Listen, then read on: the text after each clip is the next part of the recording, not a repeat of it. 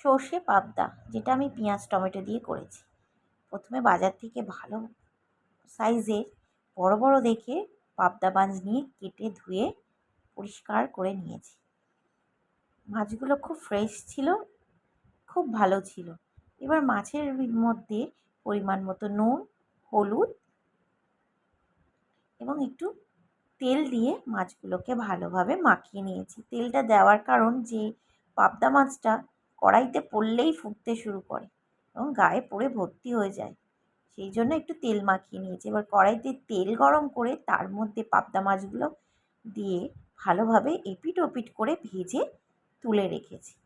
এবার কড়াইয়ের বাকি তেলটার মধ্যে শুকনো লঙ্কা আর গোটা জিরে ফোড়ন দিয়ে তার মধ্যে কুচানো পেঁয়াজ দিয়ে দিয়েছি।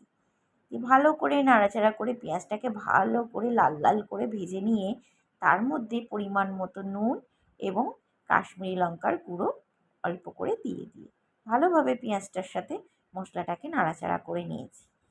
এবার পেঁয়াজটা ভাজা হয়ে গেলে কুচিয়ে রাখা টমেটোও দিয়েছি। টমেটোটাও ভালো করে পেঁয়াজের সাথে কষিয়ে নিয়ে তার মধ্যে জিরে গুঁড়ো দিয়ে কষিয়ে নিয়ে জল ঢেলে দিয়েছি এবং চিড়ে রাখা কাঁচা লঙ্কাটাও দিয়ে দিয়েছি। ভালোভাবে ঝোলটা ফুটে গেলে তার মধ্যে ভেজে রাখা পাবদা মাছগুলো দিয়ে দিয়েছি এবং কাঁচা লঙ্কা, নুন আর সর্ষে একসাথে বেটে দিয়ে তার মধ্যে চিড়ে রাখা কাঁচা লঙ্কাগুলো দিয়ে দিয়েছি।